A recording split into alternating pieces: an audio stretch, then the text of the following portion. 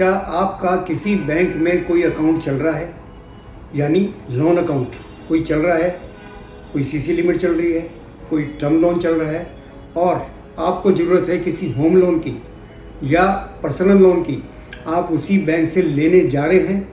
ठहरिए, ये एक बहुत बड़ी मुसीबत आपके लिए बन जाएगी एंड आप फंस जाएंगे बैंक के साथ। कभी भी एक बैंक में जहां आपका एक लोन चल रहा है, दूसरा लोन उस बैंक से ना लें। अगर ऐसा करते हैं तो जो आप करना चाहते हैं लाइफ में कर नहीं पाएंगे और जो आप नहीं करना चाहते आपको मन मार के भी करना पड़ेगा। तो आज हम इसके ऊपर बात करेंगे कि बैंक कभी भी एक ना रखें, लोन के लिए मल्टीपल बैंक का सहारा लें। बस देखते रहिए आज का ये प्रोग्राम। आज मैं फिर हाजिर हुआ लेकर धन की बात। आज आपको एक चीज़ बताना चाहता हूँ कि कोई भी हमारा प्रोग्राम बस यूं ही नहीं आता। मेरा अपना प्रैक्टिकल तजुर्बा है, उससे प्रोग्राम निकलते हैं। तो आज हम, जैसा कि आपको पता है, बात कर रहे हैं बैंक लोन के ऊपर और बैंक लोन में भी मल्टीपल बैंकिंग के ऊपर। अगर आप एक ही बैंक से सारे लोन ले लेते हैं तो आप फंस जाते हैं। फॉर एग्जांपल, आपने कभी सीसी लिमिट ली, बिजनेस के लिए टर्म लोन ले लिया एंड उसी बैंक से अपना हाउसिंग लोन भी ले लिया, उसी बैंक से पर्सनल लोन भी ले लिया एंड उसी बैंक से आपने लोन अगेंस्ट प्रॉपर्टी भी ले लिया। अब देखिए कहाँ सिलसिला होता है फंसने का शुरू। आपके घर में शादी है आपकी बेटी की, आपने एक होम लोन ले रखा है, उस पर होम लोन में कुल मिलाकर आज बैंक का लोन 1 करोड़ रुपये रह गया है, उसकी वैल्यू 3 करोड़ रुपया है। आप समझते हैं उस घर को बेच के हम 2 करोड़ रुपये इस्तेमाल कर लें, 1 करोड़ रुपये बैंक का चुका दें। पर होगा क्या? जब आप 1 करोड़ रुपया बैंक का चुकाकर प्रॉपर्टी के पेपर लेने जाएंगे तो बैंक उसमें 10 तरह की अड़चनें डालेगा। पहली अड़चन, आपका सीसी अकाउंट SMA 1 में चल रहा है। आप देखिए, आपकी वहाँ पर इंटरेस्ट नहीं आ रहा है। दूसरा, आपका अकाउंट रेगुलर नहीं है, आपका अकाउंट रेगुलर नहीं है। तीसरा, आपकी स्टॉक की स्टेटमेंट नहीं आ रही है, उसका आप रेगुलर कर लीजिए, फिर हम विचार करेंगे।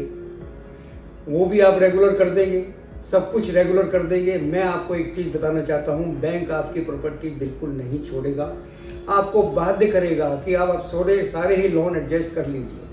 अगर आप कहते हैं मैं सारे लोन एडजस्ट नहीं करने हैं तो कहते हैं प्रॉपर्टी हमारे पास रहने दीजिए।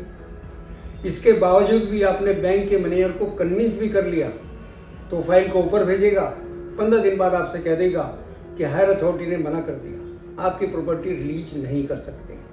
आप देखिए कितनी बड़ी मुसीबत का सबब है। बैंक कोशिश ये करता है, मेरे पास एक व्यक्ति आए, उन्होंने सब कुछ गिरवी रखा है बैंक के पास, सारी प्रॉपर्टी उसके ले ली, टोटल लोन 3 करोड़ रुपए का, प्रॉपर्टी 12.5 करोड़ रुपए की। वो छटपटा रहे हैं। बैंक कहता है सारा एडजस्ट करके हम आपके पेपर छोड़ेंगे, जबकि ऐसा हो नहीं सकता। कहीं भी किताब में ऐसा नहीं लिखा है, पर किताबी में या प्रैक्टिकल में बहुत फ़र्क होता है। लिखा है कि आपने एक लोन ख़त्म कर दिया, उसके अगेंस्ट जो प्रॉपर्टी थी उसको आप छोड़ दीजिए, पर उसके लिए क्या करना पड़ेगा? आपको कोर्ट जाना पड़ेगा। कोर्ट आप कभी भी नहीं जाना चाहते दोस्तों, क्योंकि बैंक के संबंध आपसे ख़राब हो जाएंगे और अकाउंट भी आपके ख़राब हो जाएंगे, तो एक फंसने का सबब रह जाएगा। बैंक अगर आपके लिए, चलिए अगर आपका अकाउंट भी ठीक चल रहा है, स्टॉक स्टेटमेंट भी ठीक जा रही है, सब कुछ ठीक चल रहा है, इसके बाद जब आप प्रॉपर्टी छुड़ाने जाएंगे फिर बैंक आपसे ये कहेगा कि आपके जो दूसरे लोन चल रहे हैं उसमें इस प्रॉपर्टी का चार्ज हमने एक्सटेंड कर दिया था, कई बार बताकर कई बार बिना बताकर। मैं बताता हूँ कैसे होता है। आपकी सीसी लिमिट हर साल रिन्यू की जाती है। जब रिन्यूअल के लिए आप पेपर साइन करने जाता है, बैंक कभी भी उसमें ये चार्ज उस प्रॉपर्टी के साथ भी एक्सटेंड करके उसके ही पेपर आपसे साइन करा लेता है। ये तो बिना बताए करना। एंड कई बार बैंक जब आप पेपर साइन करते हैं कहते हैं इसमें भी हमने इसका चार्ज एक्सटेंड कर दिया। आप कहते हैं किस लिए? कहते हैं आपको क्या फ़र्क पड़ता है, पेपर सारे हमारे पास ही हैं, सेफ कस्टडी में रखे हैं, आप रखेंगे उससे अच्छे तो हम रखते हैं अपने पास, वो कर लेगा। और जब ये सारी चीज़ें ठीक होंगी तो आपसे कहेगा चार्ज एक्सटेंड हुआ है, हम उस प्रॉपर्टी को छोड़ नहीं सकते।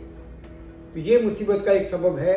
बैंक कोशिश यही करता है कि जब तक बारोवर उनका पूरा पैसा ना दे दे, हम कोई भी प्रॉपर्टी उसका नहीं छोड़ें, क्योंकि वो अपनी जगह ठीक है। वो एक फाइनेंस इंस्टीट्यूशन है, वो ये समझ के चलते हैं कि जितनी प्रॉपर्टी मैक्सिमम हमारे पास रहे हम सेफ रहें। क्योंकि अगर अकाउंट ख़राब होगा तो ये ख़राब होने में प्रॉपर्टी जो हमारे पास ली हुई है उसकी वैल्यू इतनी नहीं आती और हमें रन हमारा पूरा वापस नहीं आएगा। यही सोच हमेशा रहती है। बहुत कंजर्वेटिव सोच है बैंक की कि कोई भी प्रॉपर्टी आप छोड़ने के लिए राजी नहीं होता। अगर ये भी नहीं है, छोड़ दीजिए, आपको लोन नहीं लेना है। सवाल ये है कि एक बैंक में आपने सारे अपने अकाउंट रखे हुए हैं और सम टोटल ऑफ अकाउंट आपका फॉर एग्जांपल 9.5 करोड़ रुपया है। अब आपकी सीसी लिमिट की ज़रूरत बढ़ रही है, उसमें से सीसी लिमिट आपकी 2 करोड़ की है। आपका पूरा एक्सपोजर 9.5 करोड़ का है, उसमें से सीसी 2 की है। ध्यान से सुनिए, अगर आपने सीसी 3 की करनी है तो आपका एक्सपोजर हो जाएगा 9.5 + 1 10.5 करोड़ हो जाएगा। दोस्तों, आप बैंक में जाएंगे कि मेरी 1 करोड़ रुपये सीसी बढ़ा दीजिए। कोई भी बैंक मैनेजर लोकल लेवल पे उसको बढ़ा सकता था अगर वहाँ पे पावर होती, पर ये ग्रुप में आपका 10.5 जा रहा है। उस एरिया की, उस जोनल ऑफिस की या उस रीजनल ऑफिस की पावर 10 करोड़ की है तो आपकी फाइल ऊपर चली जाएगी 1 करोड़ में बढ़ाने के लिए। वो न जाने कब आएगी, 2 महीने 3 महीने में उसका नंबर आएगा। किस लिए? कि हमारी पावर में नहीं है। ये लीजिए, मुसीबत हमने अपनी खुद बुलाई। सारे लोन आपसे ले लिए, ग्रुप एक्सपोजर आपका 10 से ऊपर जा रहा है, मेरी पावर से बाहर हो गया।